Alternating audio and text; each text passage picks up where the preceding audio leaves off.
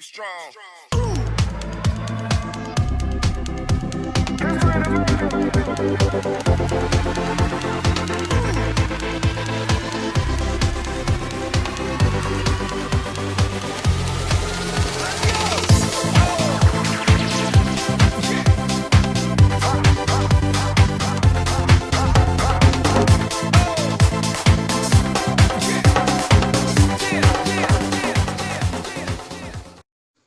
Bom dia. Bom dia.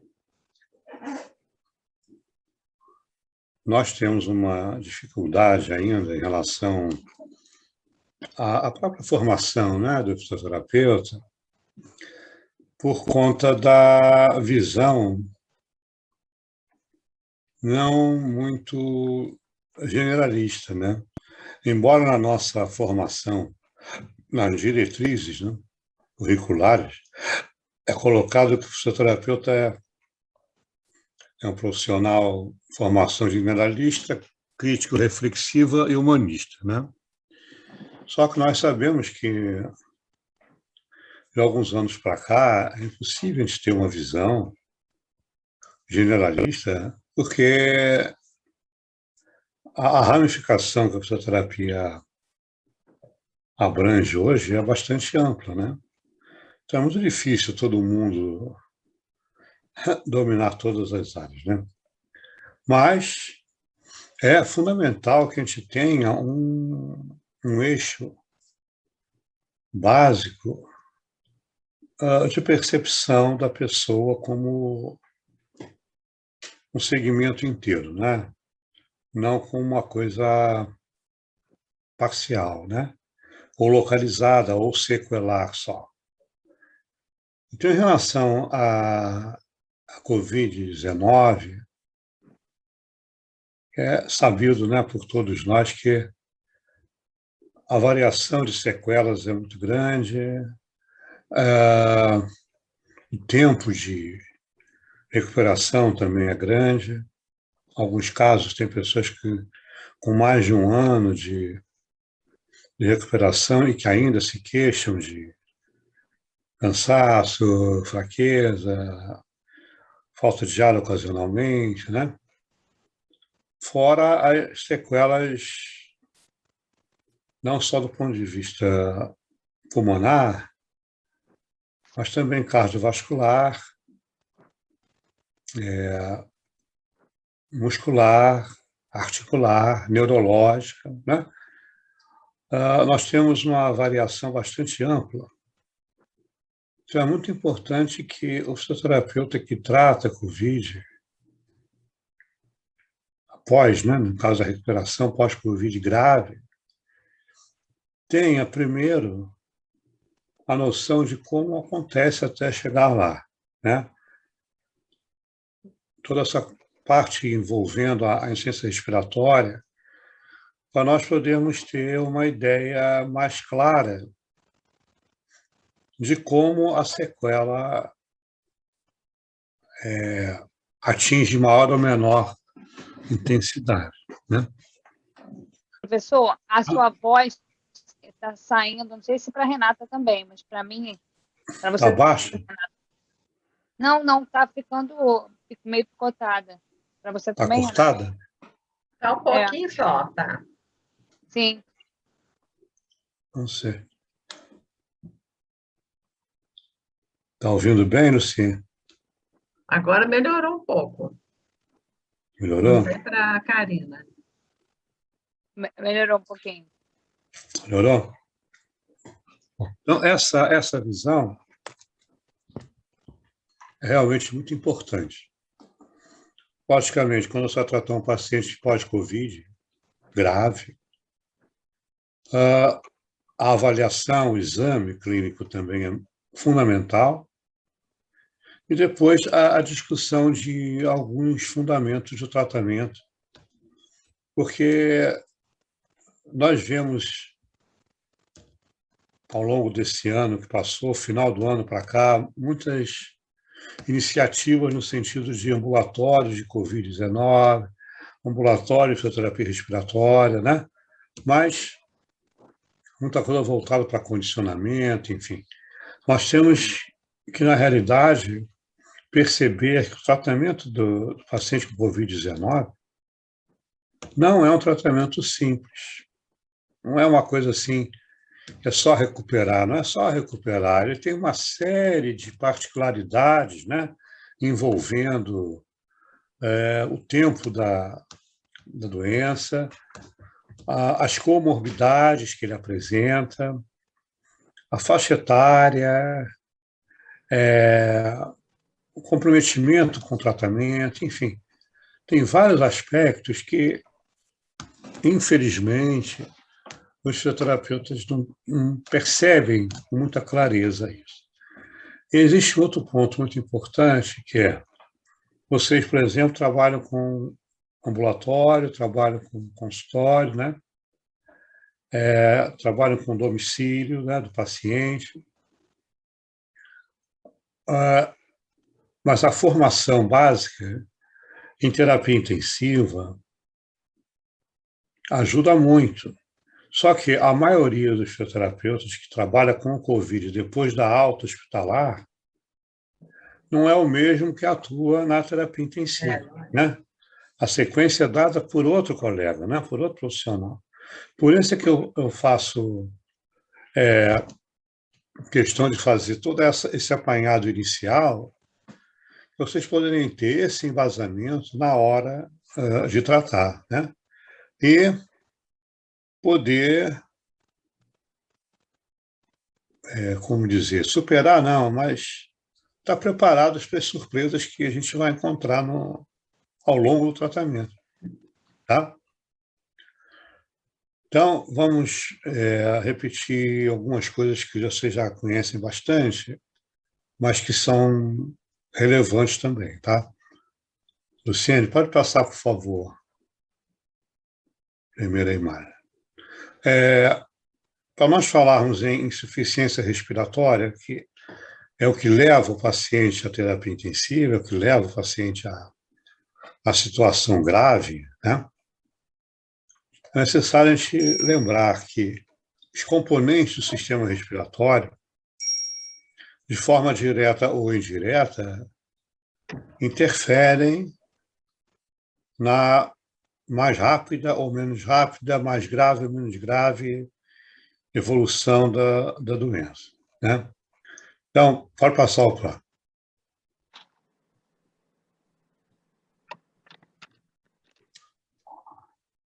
Vendo essa imagem aqui, né, a gente tem uma ideia interna do sistema respiratório, né?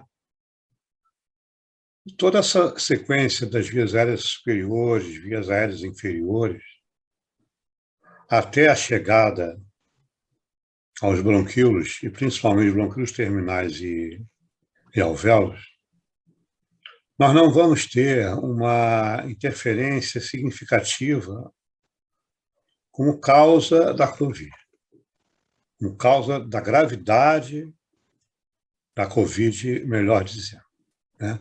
O que vai realmente acontecer de maneira importante é exatamente na região alvéolo-capilar, né? Na região ventilação-perfusão. Tá? Pode passar o próximo, por favor. Então, é importante a gente lembrar das estruturas anatômicas que compõem o sistema respiratório, porque isso pode auxiliar na escolha dos procedimentos fisioterapêuticos, né? Na interferência desses sinais e sintomas nas sequelas, principalmente quando essas pessoas apresentam comorbidades. Há 3 semanas atrás, eu vi um relato que é raro, mas que aconteceu na pós-vacina, o paciente desenvolver síndrome de Guillain-Barré. Quer dizer, já não foi nenhum problema do Covid grave, a vacina levou a a consequência, né? E que é uma síndrome, apesar de ter um bom prognóstico na maioria dos casos, mas ela deixa uma sequela longa, né?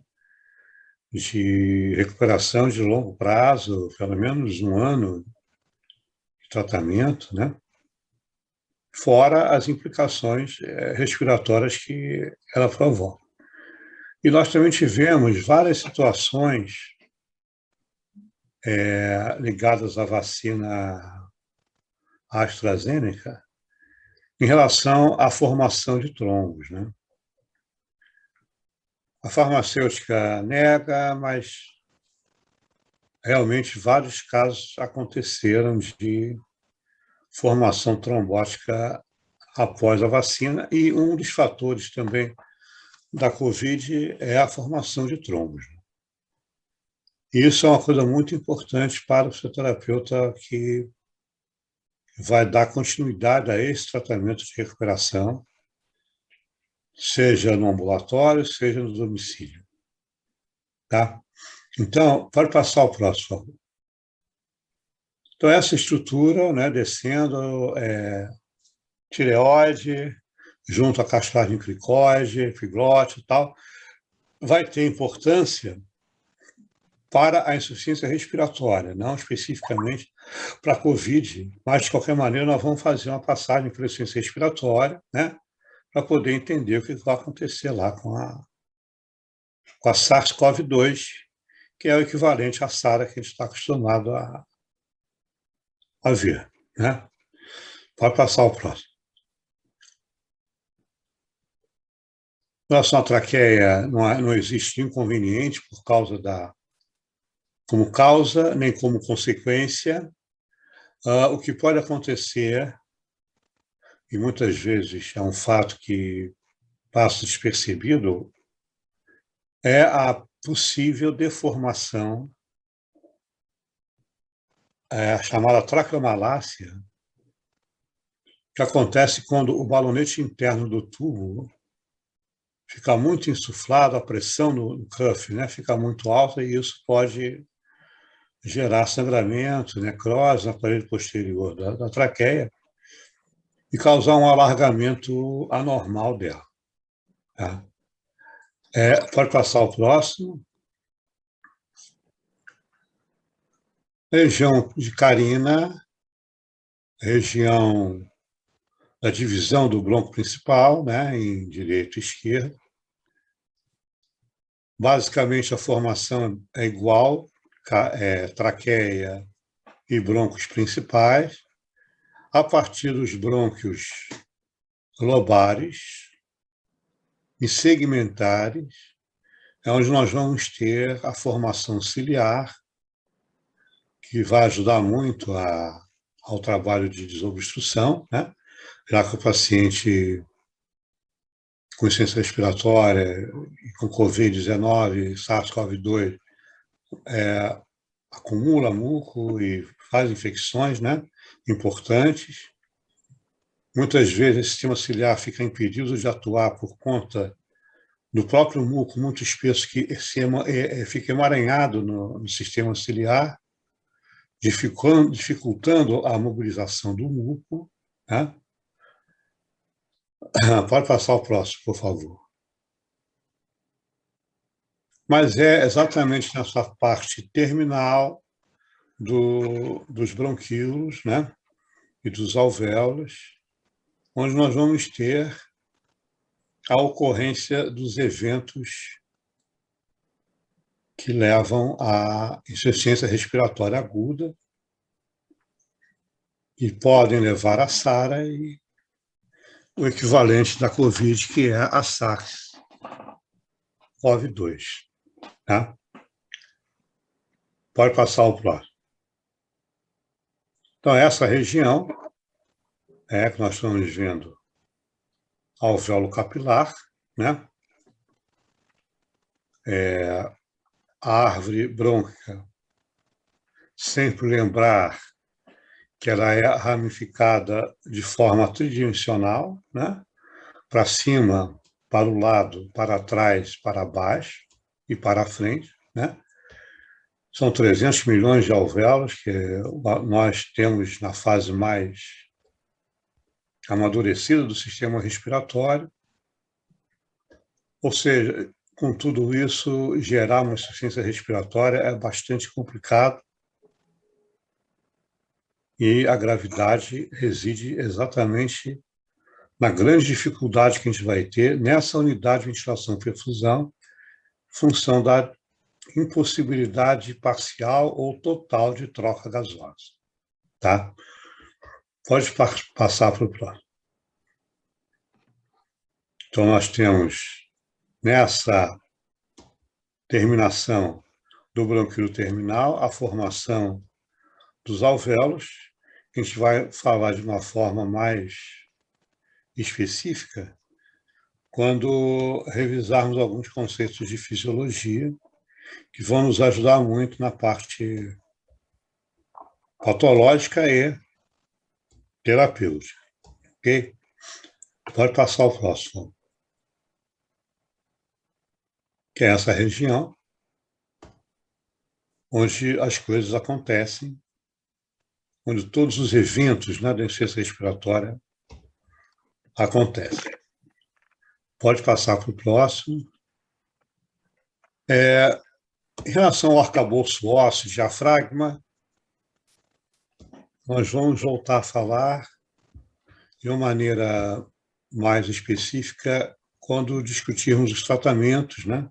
As propostas de tratamento fisioterápico e algumas,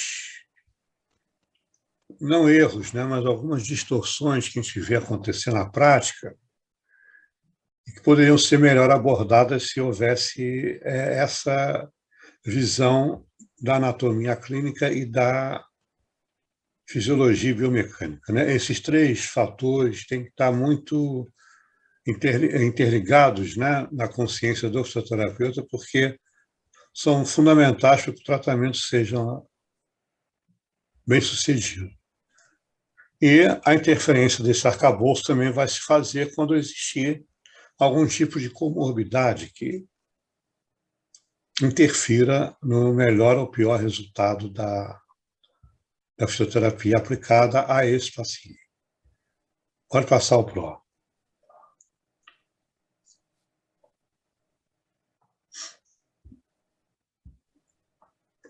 Ok, próximo.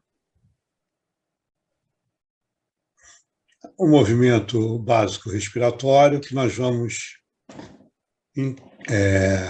reforçar muito, né?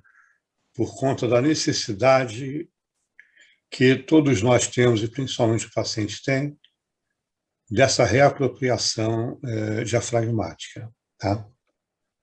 Pode passar o próximo.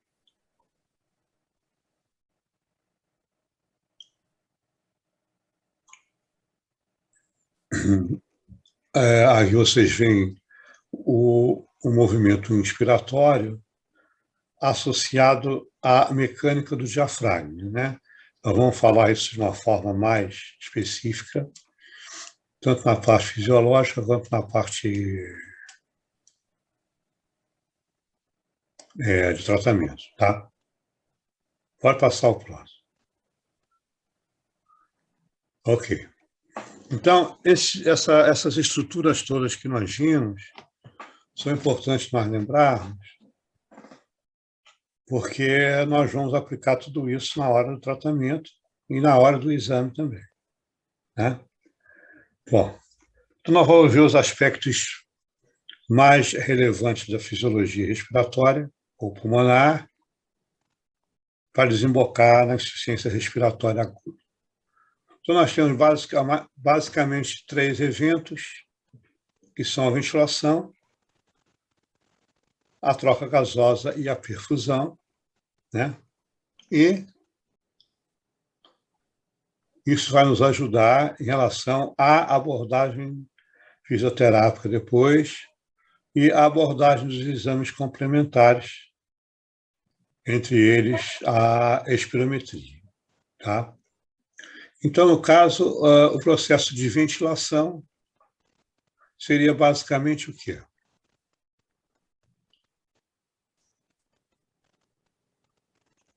A entrada e a saída de ar.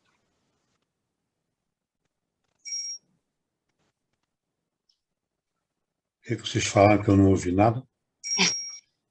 a entrada e a saída de ar.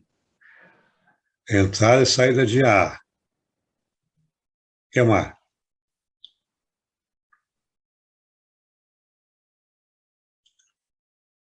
Entrada e saída de ar, a cada hora, a cada dia. O movimento do diafragma, né? O movimento da caixa torácica. Sim, mas... O paciente tem restrição da caixa torácica, fica mais difícil ainda essa ventilação.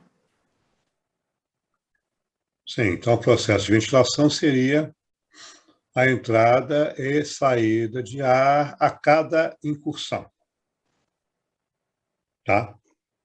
A cada incursão.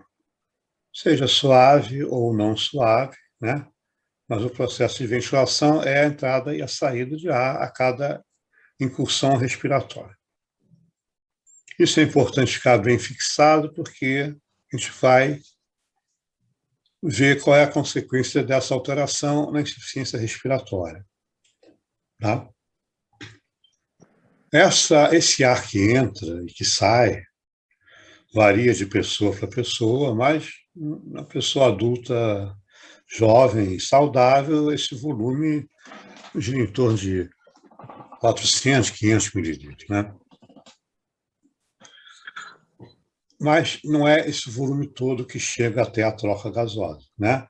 Nós vimos ali na imagem da árvore brônquica que esse ar percorre uma distância grande, né? Desde as cavidades nasais até chegar ao alvéolo, né? Então, uma parte desse volume fica retido no chamado espaço morto anatômico, né? É um espaço morto normal, é um espaço morto que não traduz nenhum tipo de problema, mas ele pode ser reduzido e também pode ser aumentado. A redução, basicamente, vai ser quando nós queremos facilitar a ventilação do paciente, está em ventilação mecânica,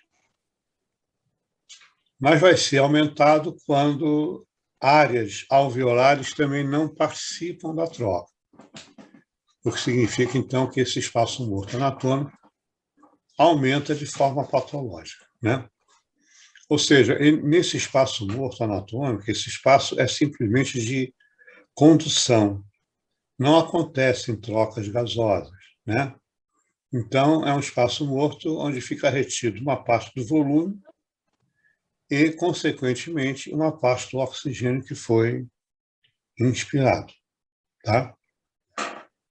No alvéolo, em condições normais, o espaço morto é basicamente desprezado, ele é muito pequeno. Então, em condições normais, o espaço morto anatômico é igual ao espaço morto alveolar.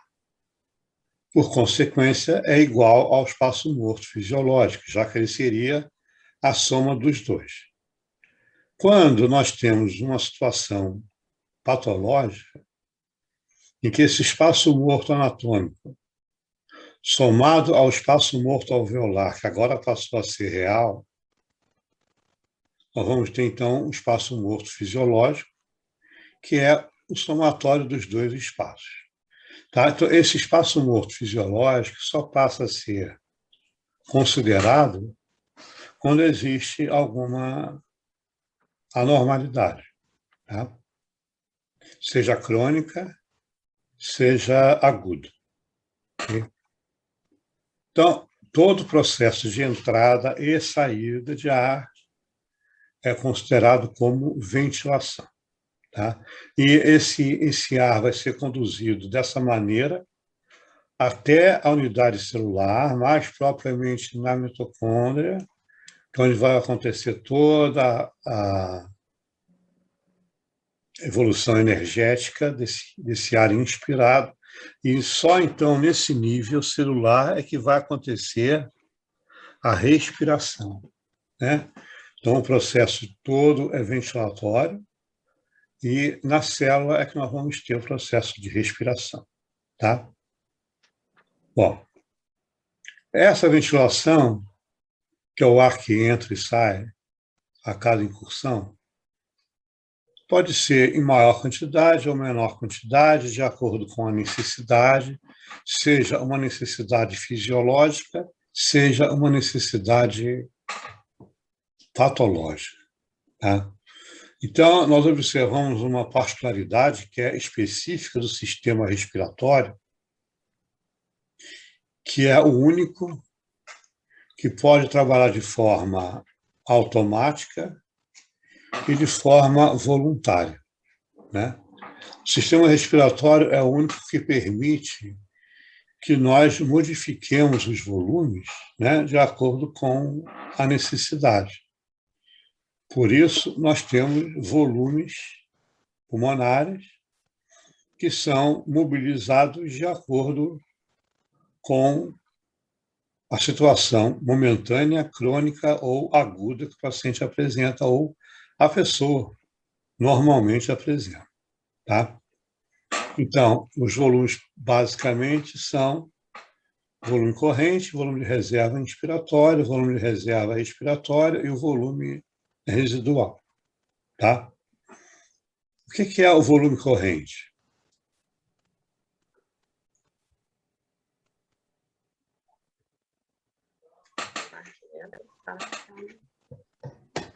É o que entra e o que sai. Em cada incursão. Volume, fala de novo. O que entra e o que sai, né? Em cada respiração. Sim, que entra e que sai. E Cada vez que a gente inspira. E expira. E expira. E E Renata, ajuda. Na inspiração e expiração, né? Não? Ah, que mais? Na inspiração, na expiração, o que falta?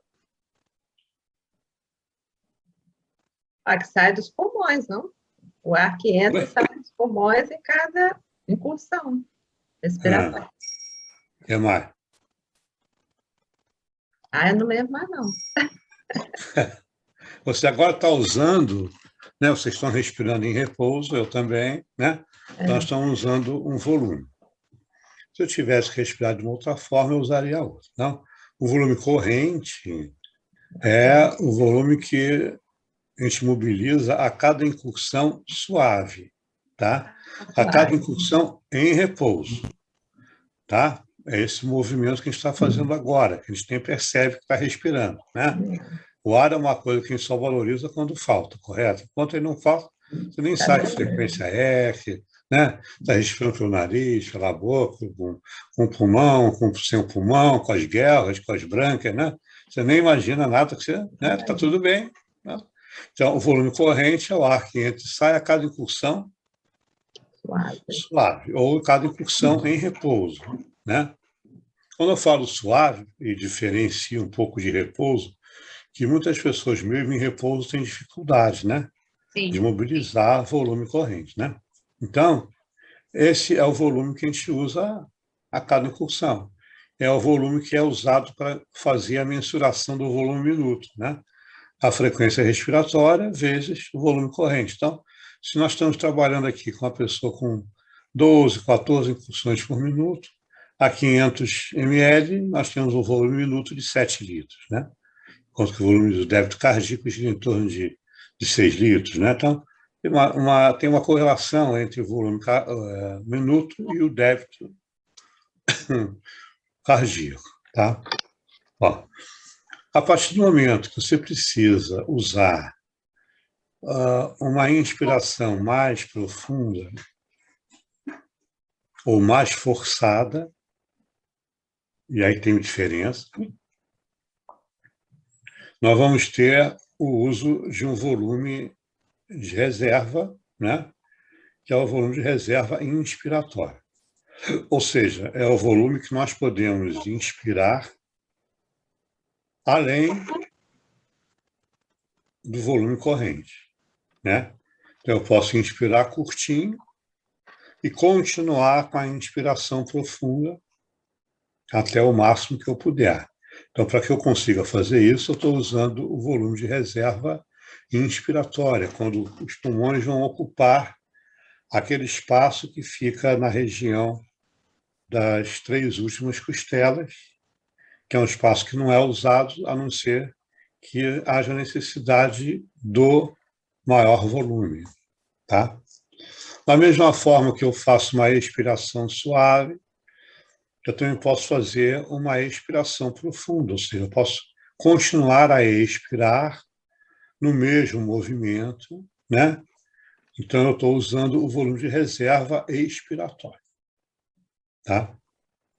Então, isso me favorece a manipulação de volumes de acordo com a minha necessidade. Então, se eu estou fazendo uma atividade física, eu vou trabalhar com volumes maiores, né, para compensar esse esforço.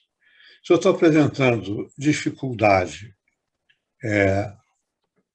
inspiratória, eu vou ter que usar outros volumes de reserva para poder compensar esse volume corrente, e isso vai acabar, muitas vezes, desembocando na insuficiência respiratória. Tá? E nós tínhamos o volume residual. Como o próprio nome está dizendo, o volume residual é um volume que fica como um resíduo, né? Ele não é utilizado. Por mais que você expire, esse volume residual fica sempre armazenado nos pulmões para poder manter a estabilidade dos alvéolos, porque a tendência deles é o colabamento. Então, para evitar que isso aconteça, os alvéolos se mantêm semi-insuflados, com volume residual, mais vapor d'água, mais nitrogênio, mais surfactante, mais a musculatura de Rinsassen, que é a musculatura alveolar. Tudo isso ajuda a manter essa semi-insuflação dos alvéolos no final da expiração. Então, esse volume residual pode ser reduzido patologicamente, pode ser aumentado patologicamente, mas não pode ser manipulado voluntariamente. Tá? Ele até aumenta ou diminui, mas não por uma questão de comando nosso. Ele aumenta ou diminui por uma questão patológica. Tá? A partir dos volumes, nós temos as chamadas capacidades pulmonares. Essas capacidades são a soma de 2 ou mais volumes, e elas nos ajudam a servir de base para alguns exercícios respiratórios que a gente usa na prática. Então, a capacidade mais usual é a capacidade vital. Né? O que é a capacidade vital?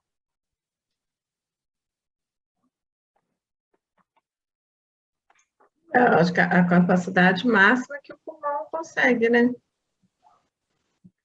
Ser respirado. Consegue o quê?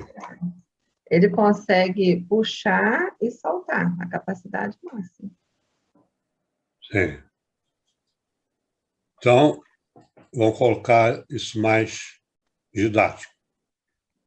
Seguindo a linha que a Renata colocou, a capacidade vital seria a quantidade máxima de ar inspirado após uma expiração máxima. Né? Ou seja, você esvazia totalmente os pulmões e inspira maximamente. Né? Então, você vai usar o volume corrente, o volume de reserva inspiratório e o volume de reserva expiratório. Correto? Se você for colocar isso em termos matemáticos, seria capacidade vital igual a volume corrente, mais volume de reserva inspiratório, mais volume de reserva expiratório. Mas é muito importante que a gente entenda textualmente, porque é dessa forma que a gente vai usar no tratamento. Né? Então, quando nós solicitamos que o paciente faça uma incursão máxima, e depois solte o ar todo, nós estamos pedindo a ele exatamente para usar a capacidade vital. Né? Se você falar ao contrário, também pode. Quantidade máxima de ar expirado após uma inspiração máxima. É a mesma coisa. Tá? Vamos chegar no mesmo lugar. A capacidade vital tem duas subcapacidades, a capacidade inspiratória e a capacidade expiratória. Se nós considerarmos somente a quantidade máxima de ar inspirado, seria a capacidade inspiratória, né? Se nós levarmos em conta só a quantidade máxima de ar expirado, seria a capacidade expiratória, tá? São subcapacidades da capacidade vital.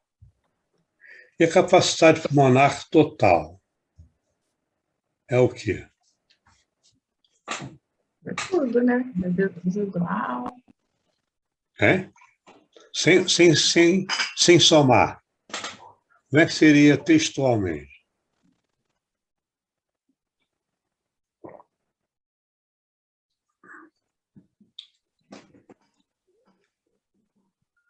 A capacidade assim, que fica no pulmão depois da capacidade vital? Na capacidade vital, você está considerando que expirou ou inspirou? Você inspirou, aí você expirou. E aí? Aí é o que fica lá, que eu acho que é a capacidade vital. Então, qual seria isso? A capacidade pulmonar total é a quantidade máxima de ar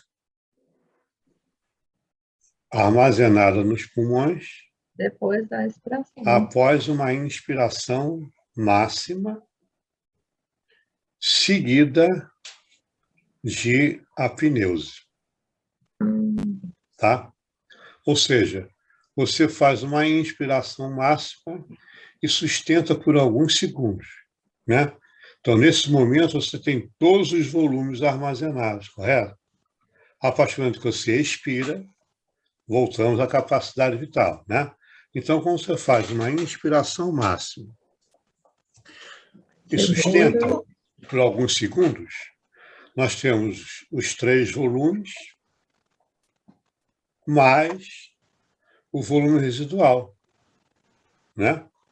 Então, isso seria a expansão plena possível desse pulmão, seguida de uma apneuse, tá? A capacidade pulmonar total nós também usamos como um princípio de exercício respiratório, não é? Sim. Qual é? Sustentação máxima, né? Inspiração. Sustentação máxima, expirado. Máximo o quê? Expiratório. Diminuindo a voz, subiu. Seguida, inspiração máxima. Inspirada, você puxa, segura e solta. Tá.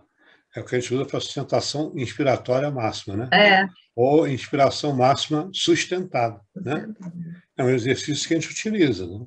Sim. E ele está baseado na capacidade pulmonar total, tá? Nós temos uma outra capacidade que é muito importante em termos patológicos, que é a capacidade residual funcional. Observem que ela tem 2 propostas, né? Ela é de resíduo, ou seja, é o que fica, mas ao mesmo tempo ela é funcional, ou seja, ela pode ser mobilizada, né? Então, ela é residual, mas é funcional também. Significa dizer que uma parte dela fica, outra parte dela pode ser mobilizada, né? Então, como é que a gente pode dizer o que é a capacidade residual funcional? É a capacidade do ar que fica depois da expiração. Fica lá, né?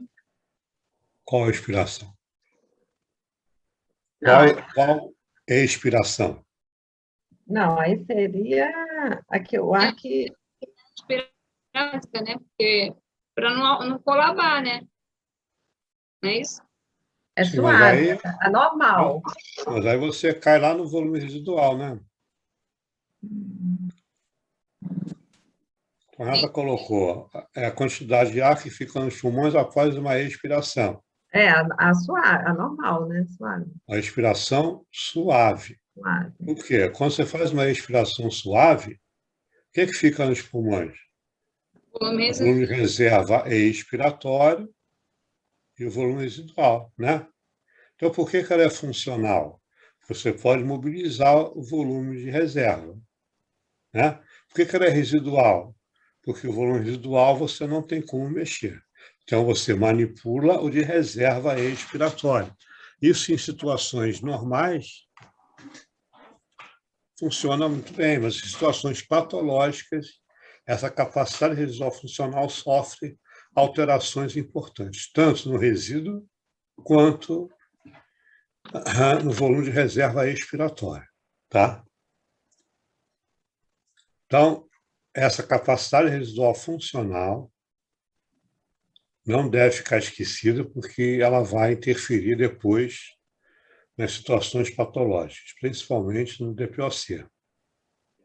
Tá? Então, alguma coisa ficou clara aqui, pessoal, nessas duas? Renata, Karine. Sim. Volume e capacidade? Alguma coisa ficou em dúvida? Não. Não. Nada?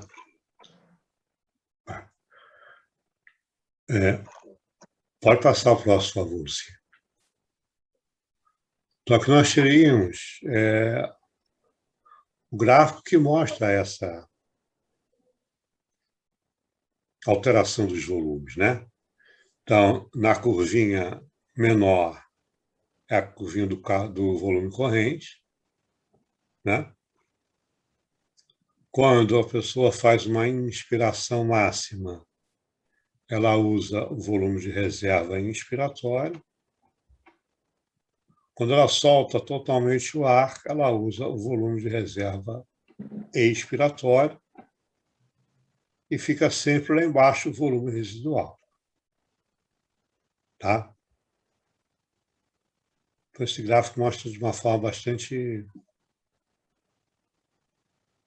didática o traçado da nossa respiração. E que a gente usava muito isso na espirometria, quando fazia a medição da capacidade vital em repouso. Basicamente, a gente não usa mais, só faz a capacidade vital forçada, né? Então, o gráfico é diferente do que a gente está vendo nessa imagem. Pode passar o próximo. Para que essa ventilação aconteça, para que essa mobilização de volumes aconteça, é necessário que a gente tenha uma participação muscular, né? Pressórica, mecânica, né? Que a gente vai ver na sequência. A partir do ar que entra e que sai, nós vamos ter o momento exato de troca dos gases, passando o oxigênio para o capilar e o CO2 excessivo para o alvéolo, né? Então, esse momento exato é o da troca gasosa. E essa troca gasosa acontece por um processo de difusão simples, né? Ou seja, um processo de alteração de pressão entre o alvéolo e o capilar. E essa troca é regulada pela membrana alvéolo-capilar, né? Ou barreira hematogasosa. Essa barreira é muito importante. Ela não é uma membrana passiva, ela é ativa, ela permite a passagem do gás com um pouco de vapor, mas não permite a passagem de sangue nem de líquido. Isso em situações normais. Quando nós temos a lesão ou a destruição da membrana alveolo-capilar, a gente vai ter uma situação grave de insuficiência, que é a SARA, ou o edema pulmonar cardiogênico. A SARA, que é um edema pulmonar não cardiogênico, e o edema pulmonar cardiogênico por insuficiência cardíaca. Então, vamos ter uma lesão parcial ou total da membrana, e aí vai gerar um grande problema de troca gasosa, vai gerar um grande problema de hipóxia, né? E todos os eventos que vêm na sequência da insuficiência respiratória, tá? Então, ventilação, troca gasosa por um processo de difusão, e nós temos a perfusão. O que é perfusão?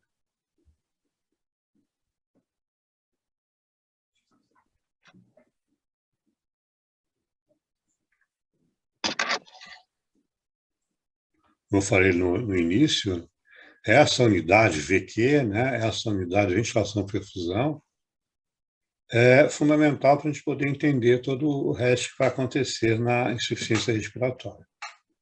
Tá? Então, o que seria, o que é a perfusão?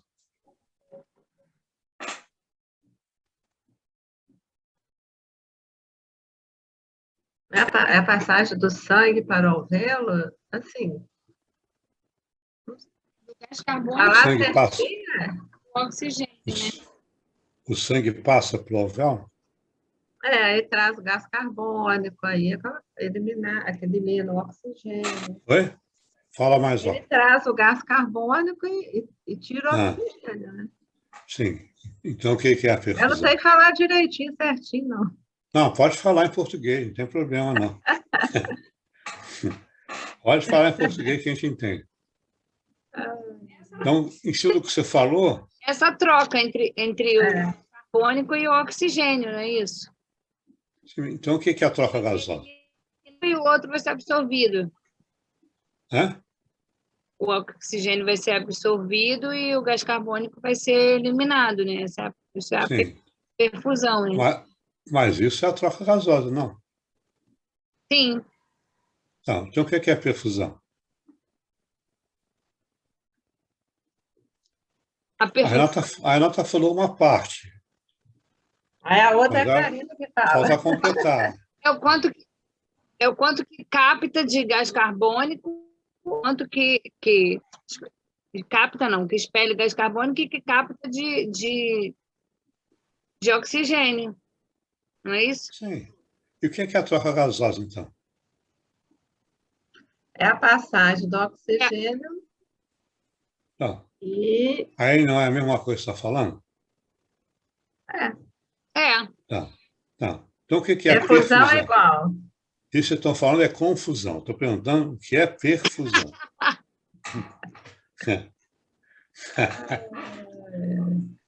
Né, Karina? Na aula foi muita confusão, né? Não, é. Então, a perfusão é a passagem do sangue pelo capilar, pelo alvéolo. Tá?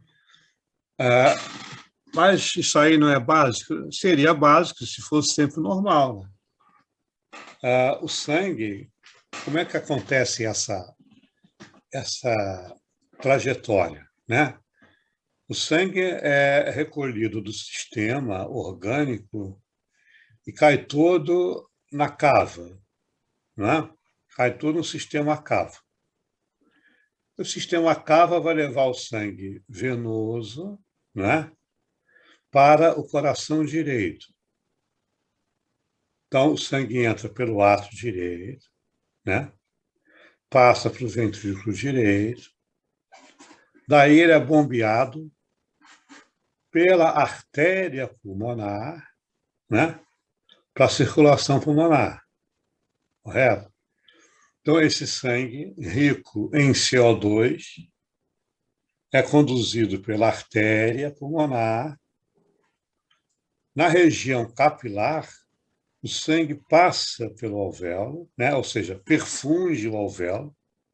Ele não passa para o alvéolo, ele passa pelo alvéolo. Ele não está irrigando o alvéolo, tá? Não está irrigando, ele está passando por ele, como se fosse um transporte, né? Então, ele vai deixar o CO2 excessivo e vai carrear o oxigênio, saturando a hemoglobina, correto? Então, quando o oxigênio passa do alvéolo para o capilar e o CO2 passa do capilar para o alvéolo, nós temos um momento da troca gasosa. A passagem do sangue pelo alvéolo é a perfusão. Tá? Isso é muito importante, porque nós temos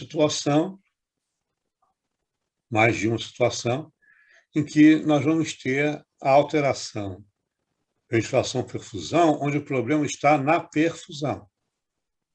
Tá? Então, nós podemos ter a pessoa ventilando normalmente, mas não perfundindo. Se ele não perfunde, não transporta esse oxigênio. Né? Então, isso é muito importante, nós falarmos depois na insuficiência respiratória e no tratamento. Tá? Então, perfusão é a passagem do sangue pelo alvéolo. Tá?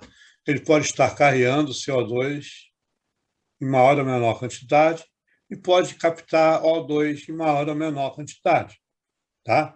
É o que nós vamos ver depois como o efeito Shunt, ou chuntagem. Tá? Isso também é muito importante, é um evento muito importante na SARA e, paralelamente, na SARS-CoV-2 da Covid-19. Tá? Então, a resistência vascular pulmonar é baixa, é 10 vezes menor que a circulação sistêmica. Então, isso facilita sendo a resistência baixa, facilita a circulação pulmonar, facilita o carregamento do gás. Né? A partir do momento que a gente tem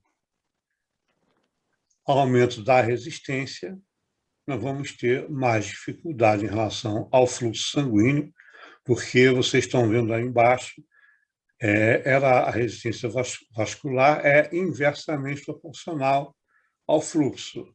Então, se a resistência é alta, o fluxo sanguíneo é baixo, que acontece com edema de alta pressão, que é o edema pulmonar cardiogênico. Né? O edema pulmonar que acontece por insuficiência cardíaca congestiva. O que nós vamos tratar é o da SARA, que é um edema pulmonar não cardiogênico de baixa pressão. Pode passar o próximo, por favor. Então, aqui é exatamente essa unidade, né? Ventilação, perfusão. O capilar está lá. Existe, em algumas regiões dos pulmões, existe um capilar para um alvéolo. Em outras regiões, existe um capilar para vários alvéolos. Tá? Mas a fisiologia é a mesma. É o sangue passando pelo alvéolo, né? Por esse capilar, trazendo o sangue da artéria pulmonar e levando de volta para o coração esquerdo pela veia pulmonar. Né? Então, esse sangue desemboca no ato esquerdo, ventrículo esquerdo, e é distribuído pelo sistema aorta. E é exatamente nesse momento que as situações patológicas ganham importância de acordo com a alteração ventilação, ou alteração perfusão, ou alteração das duas coisas. Tá? Que vai ter muito a ver com a insuficiência respiratória, com a SARA e com o pós-SARA. Pode passar o próximo, por favor. Bom, uma coisa importante também para nós lembrarmos é que o fluxo sanguíneo obedece mais ou menos facilidade de acordo com a posição que a pessoa está de acordo com a maior ou menor resistência vascular e, logicamente, com a ação da gravidade, né? Então, quando nós estamos na posição ortostática ou sentada, a ação gravitacional está ajudando para baixo, né? Então, as bases pulmonares vão ter um fluxo sanguíneo maior. Por consequência, a ventilação também vai ser maior, porque ela acompanha o fluxo sanguíneo, tá? Então, esses detalhes da distribuição do fluxo sanguíneo e gasoso não pode ser esquecido, porque nós vamos usar isso diretamente no tratamento, tá? Então, quando a pessoa está em posição ortostática ou sentada, o fluxo sanguíneo vai ser maior nas bases. Por consequência, o fluxo aéreo também vai ser maior nas bases. Então, quando a pessoa ventila melhor as bases, é quando ela está sentada ou na posição ortostática, né? Você observa quando a pessoa sente falta de ar, a primeira reação dela é ficar como? Sentada, né? Seja do ponto de vista cardíaco, seja do ponto de vista respiratório.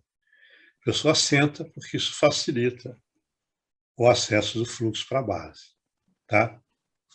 Quando a pessoa está deitada no decúbito supino ou decúbito dorsal, esse fluxo se equilibra, né? Porque ele aumenta mais na região apical, se mantém igual nas bases, então o fluxo sanguíneo é mais homogêneo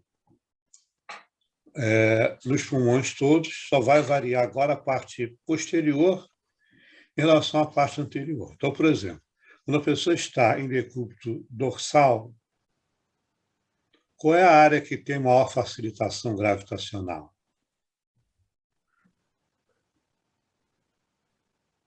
Bebê?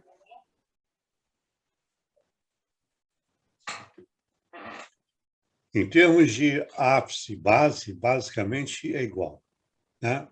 O fluxo, por consequência, o fluxo aéreo também. Tanto que no paciente com lesão raquimedular alta, paciente tetraplégico, ele ventila melhor, homogeneamente, em decúbito dorsal, tá? Quando nós colocamos essa pessoa em decúbito dorsal, a região anterior, tá? A região anterior tem maior resistência, porque a ação gravitacional vai ser mais fácil para a parte dependente, né? A parte que está sobre o leito, né? Ou seja, a parte posterior. Isso é importante porque nós temos nessa região posterior maior concentração de alvéolos, né? Nós lembramos que a árvore bronca é tridimensional. Na parede posterior é onde nós temos maior concentração alveolar. Então, quando nós deitamos em decúbito dorsal, nós vamos ter maior ventilação na parte posterior e maior expansão na parte anterior, tá? Por quê? Na posição em decúbito dorsal, nós temos uma distribuição da complacência. A parte dependente está mais restrita. Então, a distribuição da complacência é para a parte anterior, né? Quando nós estamos em decúbito ventral, né, que é o decúbito prono, que é a chamada ventilação prona, que é muito utilizada na insuficiência respiratória, na SARA, né? Nós vamos ter exatamente o oposto. A parte anterior vai ventilar mais e a parte posterior vai expandir mais, né? Por isso, o paciente é colocado em ventilação prona, como uma ventilação habitual na SARA, exatamente porque nós temos uma concentração alveolar maior na parede posterior, né? Então, o acometimento da congestão pulmonar também vai ser maior na parte posterior. Daí a necessidade de colocar a pessoa em ventilação prona, quando é possível, né? Quando nós temos a pessoa colocada em decúbito lateral, o raciocínio é o mesmo, né? o fluxo sanguíneo vai ser maior na área dependente, ou seja, no pulmão que está para baixo, no pulmão que está encostado no leito, né? Então, essa área vai ser melhor ventilada e a área oposta vai ser melhor expandida. Tá? Seja base, seja terço médio ou região apical. Ok? Então, isso é muito importante, tanto para a pessoa que está em ventilação, né, artificial, como para o fisioterapeuta que vai tratar esse tipo de paciente depois.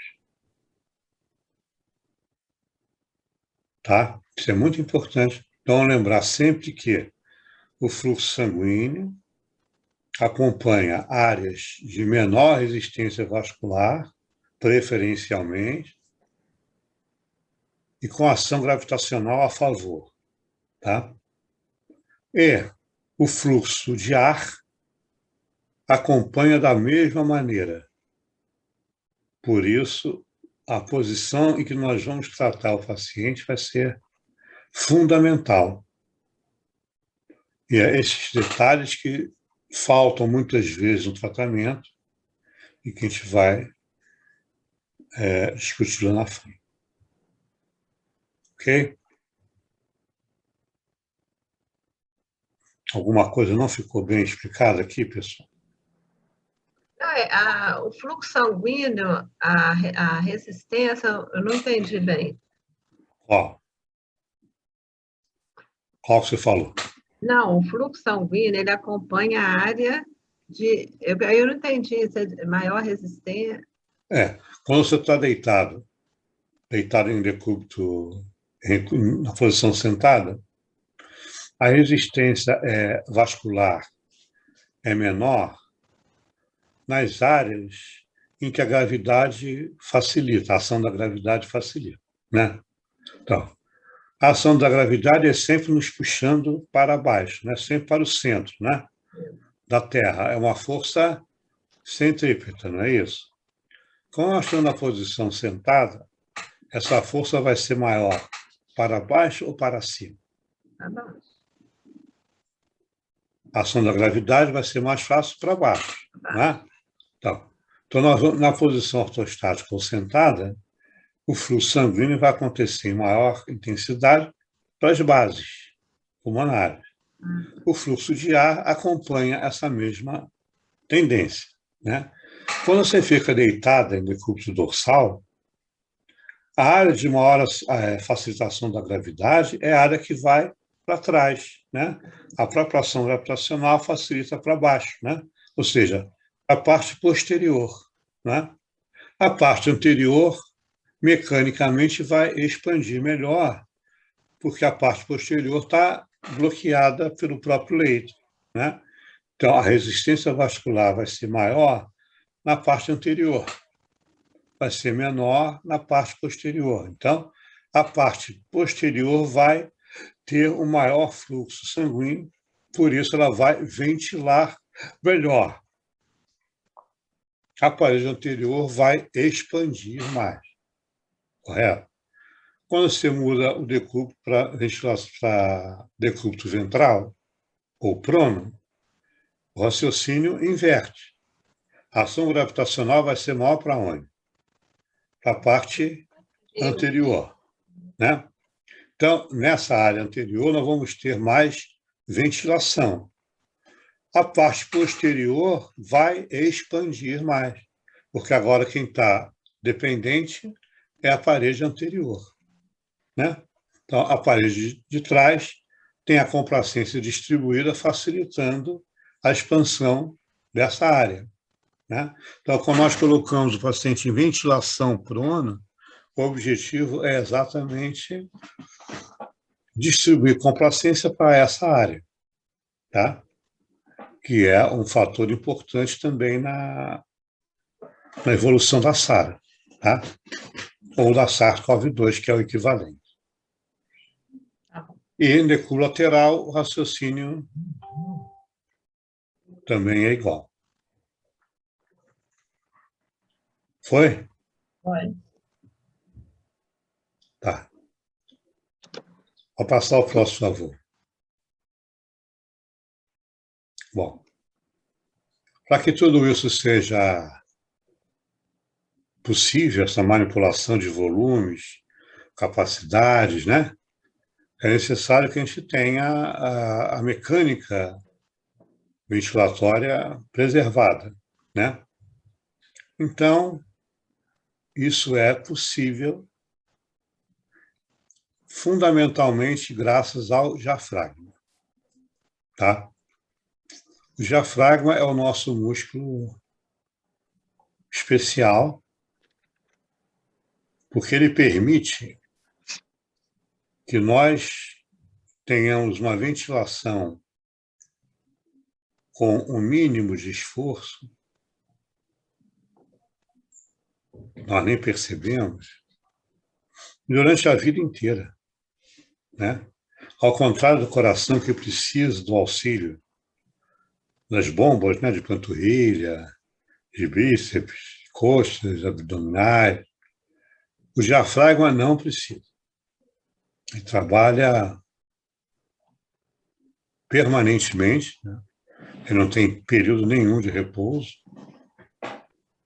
como motor principal da ventilação, continua trabalhando, se nós precisarmos usar a inspiração forçada, fisiológica, e começa a sofrer alterações quando nós passamos a usar uma inspiração de forma forçada patologicamente. Tá? Então, ele tem um formato hemicúpula, e esse formato tem uma correlação muito clara com a lei de Laplace, que é uma lei física que nós trazemos para a interpretação junto ao diafragma. E essa lei diz que a pressão é igual 2 vezes a tensão sobre o raio. Tá? Então, pressão igual 2 vezes a tensão sobre o raio. Então, vamos ver isso lá no diafragma. Luciene, volta um instantinho lá na anatomia, naquela imagem do diafragma. Aí. Então, nós observamos, obrigado, que o diafragma, olhando de frente, parece uma lâmina chata, né? Com formato em 2 hemicúpulas, mas, na realidade, ele é um grande paraquedas aberto, né? Um grande guarda-chuva aberto, com inserções anterior, laterais e posterior. Né? Então, ele fica exatamente como uma grande abóbora, com esses 2 formatos em hemicúpula, e que nos ajuda a perceber a mecânica que esse diafragma tem. Então, quando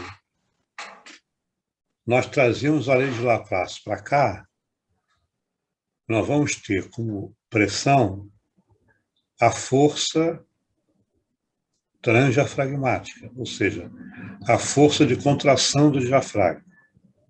Tá? A tensão é essa pressão que existe tensionando entre o gradil costal e o apêndice tifoide, né? Então, nós temos ali uma tensão que tem uma ligação direta, inversamente proporcional ao raio de curvatura. O que é o raio de curvatura? É essa distância entre o gradil costal e o apêndice tifoide. Então, o que nós observamos ali é que esse diafragma tem um formato em hemicúpula, né? Um pouco mais elevada à direita por causa do volume do fígado que fica logo abaixo, né? Então, essas 2 hemicúpulas são indicadoras de maior ou menor tensão.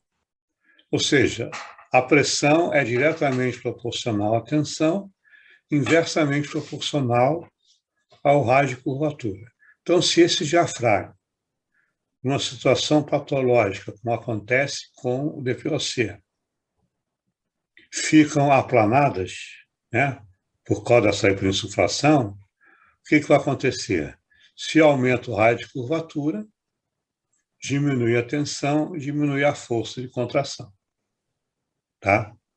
Então, isso mostra que para que esse diafragma funcione de uma maneira adequada, é necessário que ele tenha uma tensão permanente e que esse raio de curvatura seja preservado. Né?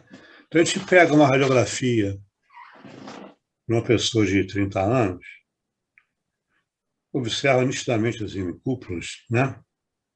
E quando a gente pega uma radiografia de uma pessoa de 80 anos, a gente continua observando as hemicúpulas, né? Porque o diafragma não perde formato fisiologicamente, anatomicamente, se não houver alguma interferência patológica, né? É um músculo que foi criado, ele, à medida que a gente vai envelhecendo, as fibras tipo 1, que são as fibras resistentes à fadiga, aumentam para que ele possa se manter em atividade até o fim da vida, sem precisar de auxílio de outros músculos. Né? A musculatura acessória não foi feita para ventilar. Quando nós temos uma pessoa entrando em insuficiência respiratória, nós vamos ver que ela utiliza a musculatura acessória. Né? Ela não tem noção da respiração correta com o diafragma, porque ele funcionou o tempo todo de maneira automática. E nós tínhamos uma cultura, né, que vem desde a infância, aquela coisa de peito para fora, barriga para dentro. Né? Então, nós sempre tivemos um incentivo ao respirar fundo, usar basicamente o tórax. Né? Nós não usamos o diafragma de forma plena. Nós não sabemos usar o diafragma de uma forma plena, com comando voluntário. Então, a gente utiliza basicamente no automático. Seria muito importante se todo mundo pudesse usar, treinar o diafragma de uma forma voluntária, porque isso ajudaria muito a reduzir situações de insuficiência respiratória. Né? Alguns tipos. Né? Então, esse diafragma tem essa relação direta com tensão, raio e pressão. Né? A inervação dele é através dos nervos frênicos, né? Direitos e esquerdos, cujas raízes são em C3, C4 e C5. Então, isso comprova claramente como o diafragma é vital. Pessoas que têm lesão em C2, ou seja, acima da inervação do diafragma, não respiram espontaneamente.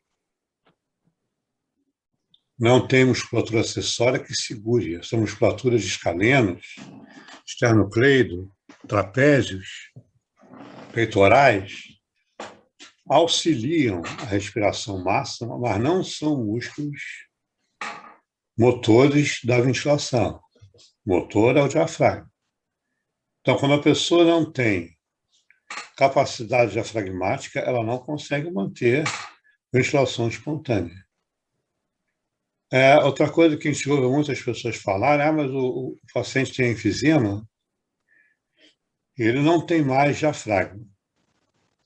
Ele pode ter um diafragma muito debilitado, mas ele tem diafragma. Esse diafragma pode estar aplanado por causa da hiperinsuflação, mas ele tem diafragma. Ele pode viver em insuficiência respiratória crônica, muito no limite da insuficiência respiratória aguda, mas ele tem diafragma. Não vou trabalhar diafragma porque as hemicúpulas estão aplanadas. Mas se ele tem diafragma, por que não trabalhar a capacidade restante dele?